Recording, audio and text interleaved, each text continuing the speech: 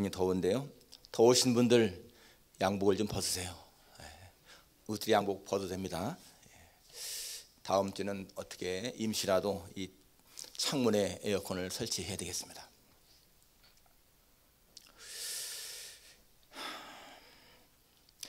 태초부터 말씀으로 계신 예수님이라는 주제로 말씀을 전가하겠습니다. 여러분, 사람의 운명을 결정하는 것이 뭐라 생각하십니까? 사람의 운명을 결정하는 것, 마음의 생각입니다. 그 사람의 마음의 생각이 그 사람의 운명을 결정하는 경우가 많습니다. 지난 한 주간 동안 여러분, 이 세계적으로 얼마나 많은 일이 났습니까? 터키의 군사 쿠데타가 발생해서 물론 실패했지만은 엄청난 피해를 냈습니다. 265명이 사망을 하고 1440명이 부상을 입고요, 2839명이 체포당했다고 했습니다. 얼마나 많은 사람들에게 영향을 끼치겠습니까? 그 가족들, 또 앞으로 그 해결해야 할 일들, 만일에 쿠데타가 성공했다 하더라도 또 상대방을 얼마나 숙청했고 했겠습니까? 정말 큰 일이지요. 프랑스는 작년 1월부터 이 테러가 발생하기 시작했는데 작년 11월에는 7군데에서 동시다발로 테러가 발생해서 130명이 죽지 않았습니까? 또 지난 주간에 또 이 휴양지 니스에서 이 트럭 테러가 발생해가지고 84명이 죽었는데요. 그 휴양지에 사람들이 축제를 막 마치고 집으로 돌아가는 길에 그 사람들이 막 떼져가는 그 길을 25톤 트럭이요, 거기에 뛰어들어서 지그재그로 사람들을 치면서 이 길을 달린 거예요. 끔찍한 사고 아니겠습니까? 한 사람의 그 잘못된 생각과 행동, 판단이 얼마나 많은 사람들을 죽였어요. 왜 프랑스가 이렇게 IS의 테러 대상이 되었을까? 여러분, 그것도 우연이 아닙니다. 심는 대로 거두는 원리가 그대로 적용되는 거예요. 이 프랑스는 지난 세기 동안에 이 북아프리카와 중동 이슬람 국가를 식민 통치했습니다. 식민지 다스린 거예요. 그래서 그 당시에 수십만 명의 사람들을, 젊은이들을 잘 이렇게 자기 나라의 본토에 데려다가 그 산업화 거기에 투입시킨 거잖아요.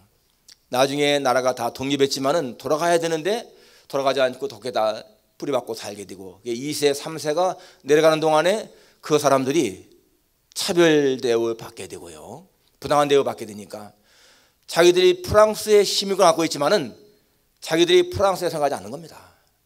자기들은 이슬람 사람이라고 생각을 하는 것이고, 자기의 조국 아프리카라든지 이번에도 보니까 튀니지의 그 신분증이 발견했다고 그러는데, 아무튼 간에 자기들이 프랑스에 살고 있지만은 프랑스인이 아닌 겁니다.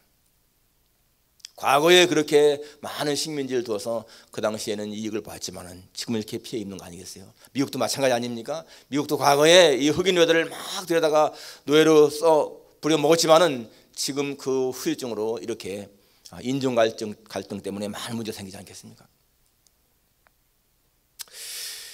사람의 생각이 그 사람의 운명을 바꾼다. 여러분, 사람을 분류할 적에는 여러 가지 방법이 있습니다. 피부 색깔에 의해서 우리가黄인종, 흑인종, 백인종 나누기도 하고요, 또 성별에 따라서 남자와 여자로 나누기도 하고, 또 많이 배운 사람, 못 배운 사람, 가진 자, 못 가진 자, 젊은이, 나이 많은 사람 다 이렇게 분류하지 않습니까? 그런데 그러한 분류는요, 그 사람에게 큰 영향을 미치지 않습니다. 가장 중요한 분류가 무엇인가? 영생 얻을 자인가? 아니면 영벌 받을 자인가 하는 겁니다. 분명히 이 세상을 떠난 후에 사람들은 그렇게 나눠집니다. 영생 얻을 자인가? 영벌 받을 자인가? 예수님 말씀에 내가 곧 길이요 진리요 생명이니 나로 말미암지 않고는 아버지께로 올 자가 없느니라. 분명히 그렇습니다. 영벌이냐 영생이냐 하는 거에 갈림길이 무엇입니까? 예수님이라는 거예요. 나로 말미암지 않고는 아버지께로 올 자가 없다는 것입니다. 여러분, 오늘 이제부터는 요한복음을 합니다. 지난 시간까지 우리가 사무엘상을 마쳤어요. 오랜 시간 동안 사무엘상을 끝냈는데 이제 요한복음에 들어갑니다. 여러분, 이 요한복음은 사도 요한이 AD 80년 90년경에 쓴 책인데요, 사복음서 중에 하나이지만은 마태복음이나 마가, 누가복음과는 달리 늦게 쓴 것입니다. 마태나 마가, 누가복음은 AD 60년경에서 70년 그 사이에 쓰여졌는데 이 책은 80년에서 90년 늦게 쓰여졌고, 마태복음은 대상이 유대인, 마가복음은 로마인들, 누가복음은 이방인. 그런데 이 요한복음은 모든 사람입니다. 모든 사람, 모든 믿는 자에게. 그리고 마태복음이 예수님을 유대인의 왕으로 묘사했고, 마가복음은 예수님을 하나님의 종으로, 누가복음은 예수님을 완전한 인간으로 했다면 요한복음은 예수님을 하나님의 아들로 소개하고 있습니다. 그런데 여러분, 요한복음을 쓴 그 목적에 나와 있습니다. 요한복음 이 20장 31절에 보게 되니까, 오직 이것을 기록함은 너희로 예수께서 하나님의 아들 그리스도이심을 믿게 하려 하며 또 너희로 믿고 그 이름을 힘입어 생명을 얻게 하려 함이니라. 이 요한복음을 쓴 목적을 사도 요한이 지금 말씀하고 있는데, 이것을 기록함은 뭐냐? 너희로 예수께서 하나님의 아들 그리스도이심을 믿게 하려 합니다. 먼저는 무엇인가 하면은 예수가 누군가, 이걸 말하는 거예요. 예수가 누군가. 그리고 그 다음에는 또 너희로 믿고 그 이름을 힘입어 생명을 얻게 하려 합니다. 이것은 뭡니까? 예수님이 왜 오셨는가? 그거예요. 예수님이 누구신가? 그걸 알고 믿음으로 말미암아서 예수님이 왜 오셨는가? 바로 우리를 구원하러 오신 것을 믿고 영생 얻는 것, 바로 이것이요, 이 요한복음을 쓴 이 목적이라는 것입니다. 중요한 목적이라는 것입니다. 그래서 요한복음에 보면 전부 다가 이 믿음에 대한 말씀이 많잖아요. 오늘 12절에도 영접하는 자, 곧 그 이름을 믿는 자에게는 하나님의 자녀가 되는 권세를 주었다라고 했습니다. 그리고 요한복음 3장 16절에는 하나님이 세상을 이처럼 사랑하사 독생자를 주셨으니 이는 저를 믿는 자마다 멸망치 않고 영생을 얻게 하심이라. 예수 믿고 영생받게 하는 것, 바로 그것이 중요하다는 것입니다. 여러분, 세상을 살아가는 정말 중요한 지혜가 무엇일까요? 세상을 좀 거시적으로 넓게 멀리 바라봐야 됩니다. 사람들은요, 당장의 문제, 눈앞의 문제, 오늘의 문제, 먹고 마시는 문제에만 관심이 많습니다. 그런데 그렇게 사는 것이 지혜로운 것이 아니라는 거죠. 정말 중요한 삶이 무엇인가? 여러분들은 차 운전하면서요, 다 보험이 있을 거예요. 평생을 사고 한 번도 안 나는데 보험금은 꼬박꼬박 내지 않습니까? 왜? 사고 날까 봐서. 그리고 또 생명보험도 듭니다. 생명보험은 왜 들습니까? 내가 무슨 사고가 나서 죽게 되면은 내 가까운 가족이 도움받게 하기 위해서 생명보험 들잖아요. 그런데 정말로 중요한 보험이 있잖아요. 무엇입니까? 영생 얻는 보험이죠. 영생 얻는 보험. 내가 영생 얻는 보험, 그게 얼마나 중요한 것입니까?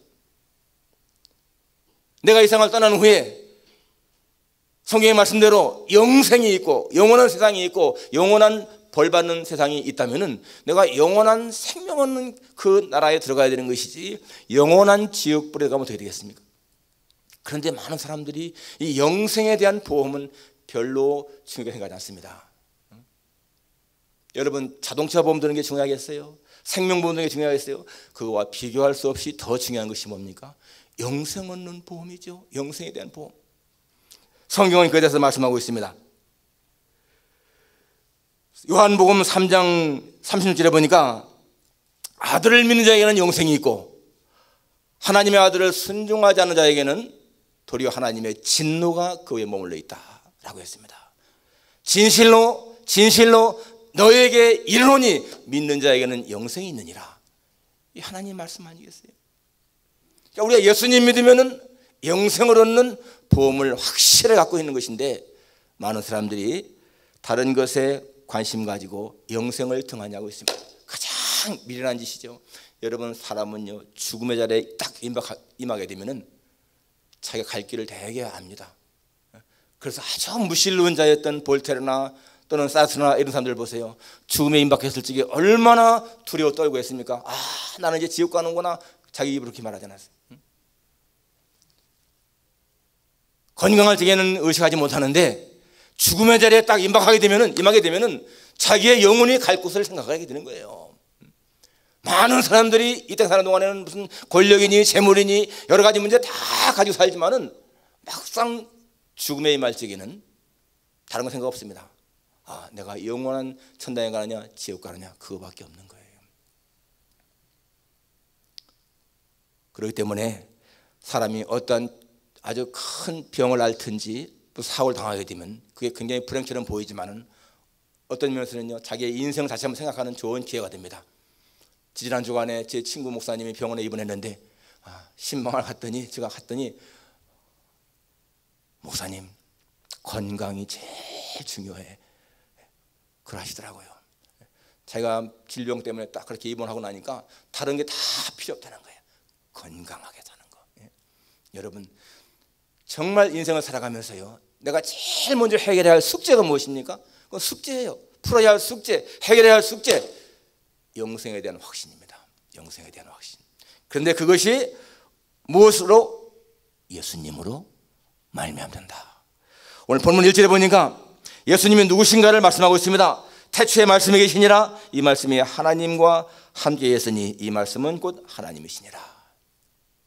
여기 말씀이라고 하는 단어가 나오는데요, 여러분 이 말씀 헬라 말로 로고스죠. 로고스라고 하는 것은 물론 헬라 철학에 나온 말이지만은 헬라 철학에만 나온 말씀이 아니고 이것은 모든 우주의 어떤 그 아주 중요한 본질 같은 걸 말씀하고 있는데 사도 요한이 이것을 예수님에게 적용시킨 거예요.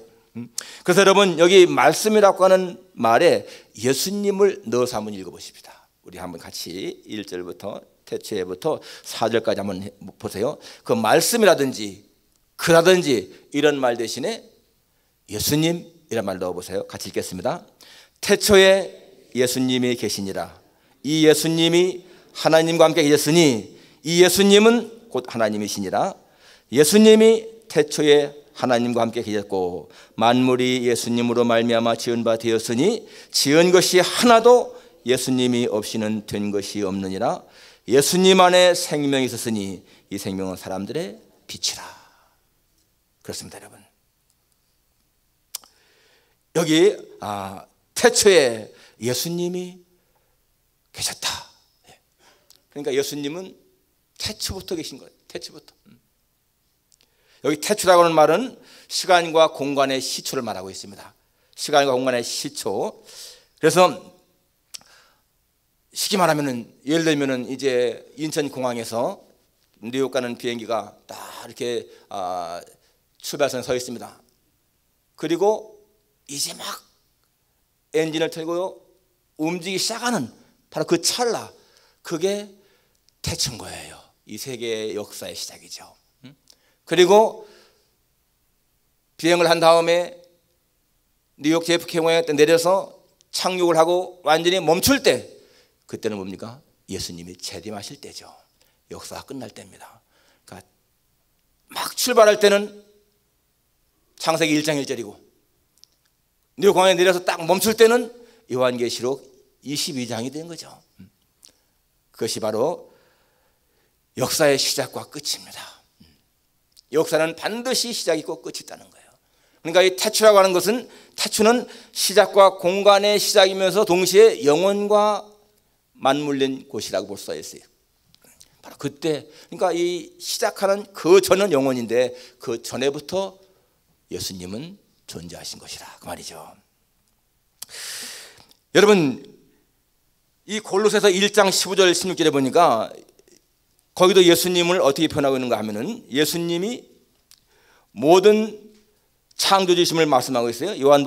골로새서 1장 15절 16절에 보니까 그는 보이지 아니하시는 하나님의 형상이시요 모든 피조물보다 먼저 나신 자이시니 만물이 그에게서 창조되되 하늘과 땅에서 보이는 것들과 보이지 않는 것들과 혹은 왕권들이나 주권들이나 통치자들이나 권세들이나 만물이 다 그로 말미암고 그를 위하여 창조되었고, 예수님은 보이지 않는 하나님이 보이는 분으로 오신 거란 말이에요. 그는 보이지 않는 하나님의 형상, 만물이 그에게 창조되되 하늘과 땅에서 보이는 것들 보이지 않는 것들 모든 것이 다 예수님에 의해 창조되었고 예수님을 위해 창조되었다. 여러분 이걸 보게 되면요, 이 세계 역사를 창조할 때에 하나님은 설계자이십니다. 모든 이 세상을 창조할 때 하나의 설계를 다 하셨다면 실제로 창조하신 분은 누구예요? 건축자는 예수님이십니다. 그리고 건축뿐만이 아니라 보수라고 볼 수 있어요. 무슨 건물이 나중에 이상 생기면 보수하시는 분, 그리고 관리자는 성령이시죠. 이 삼위일체 하나님께서 이렇게 세상을 설계하시고 지으시고 그리고 관리하신다 그 말입니다. 예, 그래서 예수님은 태초부터 말씀으로 계신 하나님, 그 성경의 분명한 증거인 거예요. 여러분 요한복음 8장에 보게 되면 예수님이 유대인들과 그 변론할 적에 예수님이 이런 말씀하시죠. 너희의 조상 아브라함은 나의 때 볼 것을 즐거워하다가 보고 기뻐했느니라. 그러니까 유대인들이 아니 당신은 나이 50도 안 되는데 아브라함을 보았습니까? 하고 묻지요. 그때 예수님이 뭐라고 대답하죠? 아브라함이 나기 전부터 내가 있었느니라. 아브라함이 나기 전부터 내가 있었느니라. 여러분 성경에 나오는 예수님 말씀을 하나 잘 생각해 보십시오. 예수님이 하신 말씀이요, 그게 사실이 아니라면 예수님은 거짓말장인 거예요. 여기도 분명히 아브라함이 나기 전부터 내가 있었다 이렇게 예수님이 선언하셨는데, 그 말이 사실이면 정말 그분은 하나님이신 거고, 그 말이 거짓말이라면 예수님은 거짓말쟁이죠. 그런데 그 당시에 유대인들은 예수님을 누구라 봤습니까? 귀신 들렸다 그랬습니다. 당신은 귀신 들린 사람이다. 그런 말이 어디 있느냐 그랬습니다. 여러분 예수님을 보는 사람들의 시각은요 딱 두 가지가 됩니다. 하나는 정말 그분이 하나님의 아들이다 라고 보든지, 아니면은 예수님은 거짓말장이고 사기꾼이고 귀신 들린 자다 이렇게 봐야 됩니다. 그게 아니고요, 예수님은 아주 선하신 분이시고 인간의 이 세상의 3대 성인 중에 한 사람이고 도덕적으로 깨끗한 분입니다, 그렇게 말하는 것은 잘못된 거예요. 많은 사람들이 예수님을 그냥 3대 성인 중에 한 분 혹은 4대 성인 중에 한 분으로만 생각을 합니다. 그런데요 하나님의 아들로 믿지 못하겠다는 거예요. 여러분 그 말을 가만히 생각해 보십시오. 예수님이 많은 말씀하셨는데 내가 하나님의 아들이다, 내가 하나님과 동등이다, 내가 천국에 다시 가서 다시 널 데리러 오겠다, 이런 말씀을 많이 하셨는데 그 말이 사실이 아니라면 그분은 성자 될 수 없잖아요. 거짓말장이죠. 그리고 그분의 말씀이 진짜라면 그분은 성인이 아니고 하나님의 아들이시죠.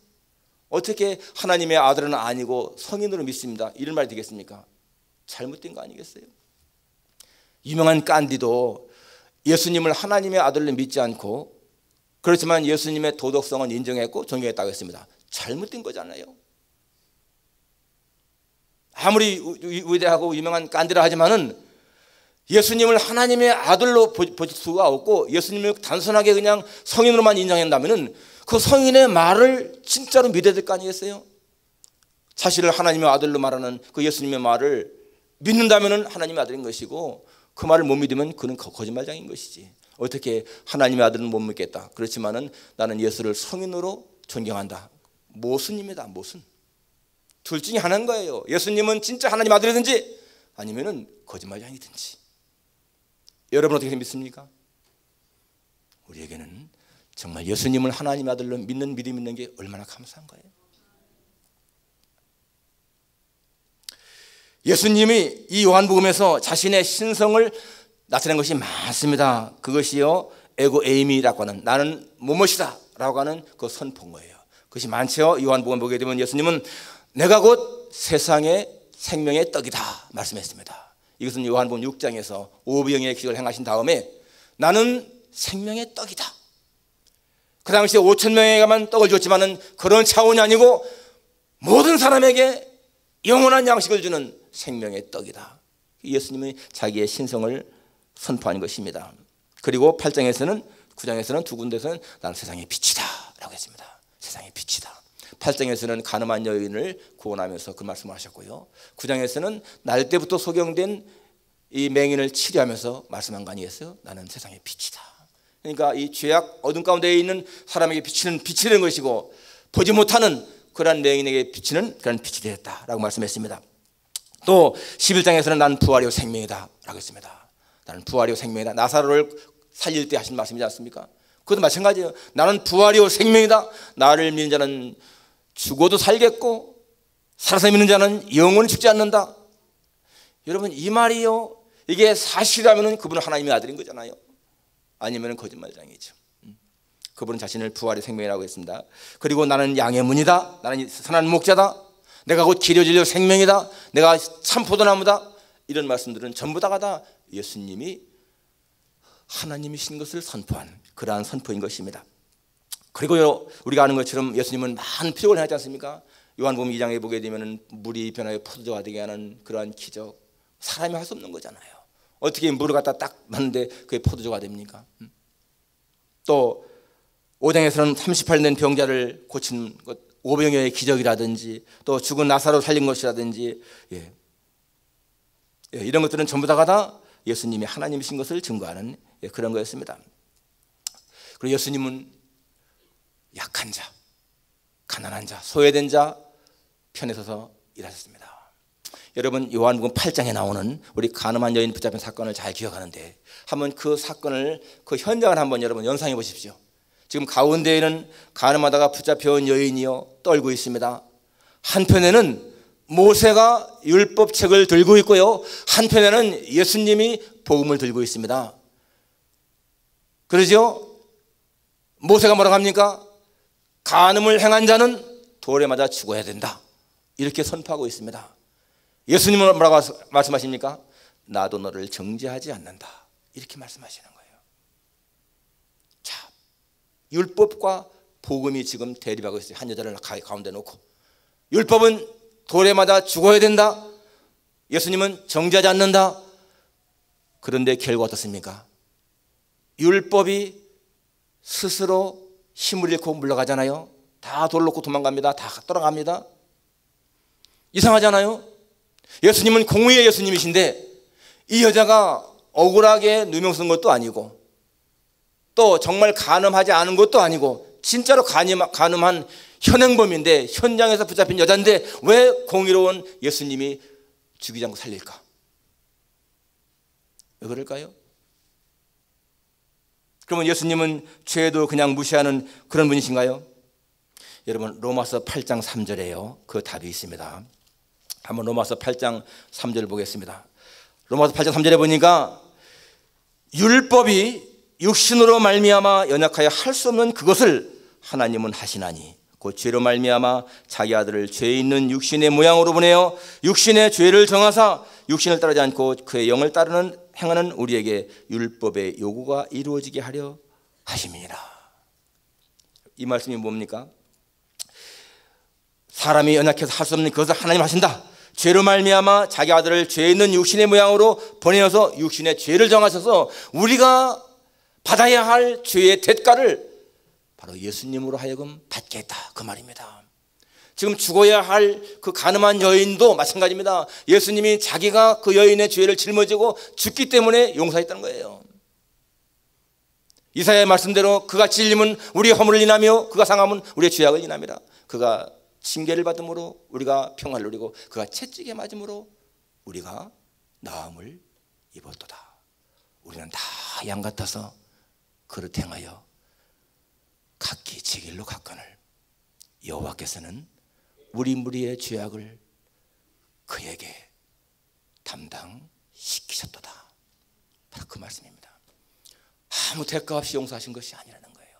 내가 져야 할 십자가 그 피의 공로로 그 여인을 나도 너를 정죄하지 않겠다 말하신 것입니다. 그것이 예수님의 사랑이지요. 이스라엘 백성들, 유대인들은 끝까지 예수님을 거부했고 예수님을 정말 미치광이로 귀신 들린 자로 그렇게 거부했지만은 예수님은 이 땅에 오셔서 자기 백성에게도 환영받지 못하는 삶을 사시고 십자가에 죽으신 것이 바로 우리의 죄 때문이라는 거예요. 오늘 요한복음 1장 5절에 보니까 빛이 어둠에 빛이 돼 어둠에 깨닫지 못하더라 라고 했습니다. 여러분, 빛이신 예수님이 어둠에 비쳤다, 어둠에 깨닫지 못했다. 사람들의 관심은요 현재 당장 눈앞에 의식 문제 그런 것이기 때문에 영생에 대한 관심이 없어요. 예수님이 오신 것도 자기 땅에 오셨는데 거부했지 않습니까? 그런데 여러분, 예수님을 믿게 되면은 빛과 어둠을 분별할 수 있게 되는 것이고요, 선과 악을 분별할 수 있게 되는 것이고, 영생과 영벌을 분별할 수 있지 않습니까? 오늘 우리가 예수님 믿고 나서 뭘 느낍니까? 정말 영원한 생명이 있구나, 영원한 지옥이 있구나, 이게 깨달아지잖아요. 얼마나 감사한 것입니까? 태초부터 말씀으로 계신 그 예수님이 지금도 함께 우리와 함께 하시고 약속했습니다. 볼지어다 내가 세상 끝날까지 너희와 항상 함께 있으리라. 저는 그 약속의 말씀이 너무도 좋습니다. 또 요한복음 14장의 말씀처럼 너는 마음에 근심하지 말라. 하나님을 믿고 나를 믿으라. 내 아버지 집에 거할 곳이 많도다. 내가 너희를 위해서 처소를 예비를 하노니 가서 처소를 예비하면 다시 와서 너희를 내게 영접해서 나에 있는 곳에 너희도 있게 하리라. 저는 그 말씀이 믿어집니다. 그렇기 때문에요, 이 땅을 살아가는 동안에도 정말 하나님의 은혜가 감사한 것이고 죽는다 할지라도 두려움이 없고 영원한 나라에 대한 소망 때문에 행복한 마음입니다. 예수님 때문에 사람은 행복할 수 있고 불행할 수 있어요. 마음의 생각, 예수를 누구로 믿느냐 하는 것이 여러분의 운명을 바꿉니다. 바로 예수님 그분이 하나님의 아들이신 것을 확실하게 믿으시기를 주님의 이름으로 축원합니다. 기도하겠습니다. 하나님 아버지 참 감사합니다.